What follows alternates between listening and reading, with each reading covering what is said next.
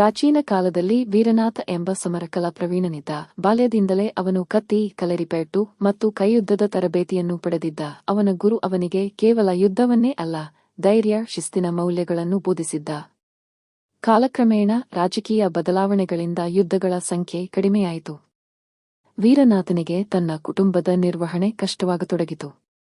ಹೆಂಡತಿ ಮತ್ತು 2 ಮಕ್ಕಳೊಂದಿಗೆ ಅವನು ಸಾಮಾನ್ಯ ಜೀವನ ನಡೆಸಬೇಕಾಯಿತು. ಆದರೆ ಅವನಿಗೆ ತಿಳಿದಿದ್ದದ್ದು ಸಮರಕಲೆ ಮಾತ್ರ. ಒಂದು ದಿನ ಅವನು ಊರಿನ ಹಬ್ಬದಲ್ಲಿ ವೇದಿಕೆ ಮೇಲೆ ತನ್ನ ಕಲೆಯನ್ನು ಪ್ರದರ್ಶಿಸಲು ನಿರ್ಧರಿಸಿದ. ಮೊದಲಿಗೆ ಜನರು ಅಲ್ಪ ಗಮನ ನೀಡಿದರು. ಆದರೆ ವೀರನಾಥ ತನ್ನ ಅದ್ಭುತ ಕೌಶಲ್ಯವನ್ನು ಪ್ರದರ್ಶಿಸಿದಂತೆ ಜನರು ಆಕರ್ಷಿತರಾದರು. ಅವನ ಚಲನೆಗಳು ಗಾಳಿಯಂತೆ ವೇಗವಾಗಿದ್ದವು, ಕತ್ತಿಯಾಟವು ಮಿಂಚಿನಂತೆ ಹೊಳೆಯುತ್ತಿತ್ತು.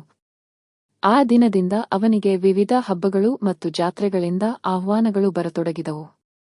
ಅವನು ತನ್ನ ಕಲೆಯನ್ನು ಪ್ರದರ್ಶಿಸಿ ಹಣ ಸಂಪಾದಿಸಲು ಆರಂಭಿಸಿದ. ಅವನ ಪ್ರದರ್ಶನಗಳು ಕೇವಲ ಮನರಂಜನೆ ಮಾತ್ರವಲ್ಲ, ಧೈರ್ಯ ಮತ್ತು ಶಿಸ್ತಿನ ಪಾಠವಾಗಿದ್ದವು. ಒಮ್ಮೆ ಹಬ್ಬದ ಸಮಯದಲ್ಲಿ ಕೆಲವು ದುಷ್ಕರ್ಮಿಗಳು ಜನರನ್ನು ಕಿರುಕುಳ ಕೊಡಲು ಆರಂಭಿಸಿದರು. ವೀರನಾಥ ವೇದಿಕೆಯಿಂದ ಇಳಿದು ತನ್ನ ಸಮರಕಲೆಯನ್ನು ಬಳಸಿ ಅವರನ್ನು ತಡೆಯಲು ಮುಂದಾದ.